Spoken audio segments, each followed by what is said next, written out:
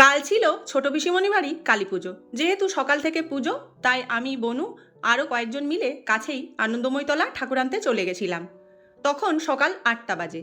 পিসিমণি মাকে বরণ করে নিল। দেখো কি সুন্দর মায়ের মুখটা। পিসেমশাইয়ের মানত, তাই মাথায় মাকে ছুঁয়ে নিল। এরপর মাকে দুই জামাই মিলে 3তলায় নিয়ে চলে গেল। এখানেই মায়ের পুজোর ব্যবস্থা করা হয়েছে। ঠাকুরমশাই খুব সকালেই এসেছিলেন। পুজো শুরু হয়ে গেল। ছোট কাকু কাকিমা আগেই এসেছে। আমার বাবি অঞ্জলি দেবে, তাই শাড়ি পরেছে। আর এই যে আমরা 3জন। পুজো আরতি শুরু হয়ে গেছে। আমার ফ্যামিলির মোটামুটি লোকজন সবাই আসতে শুরু করে দিয়েছে। বুনু এই যে রেডি হয়ে চলে এসেছে। আরতি শেষে সবাইকে আরতি দিচ্ছে।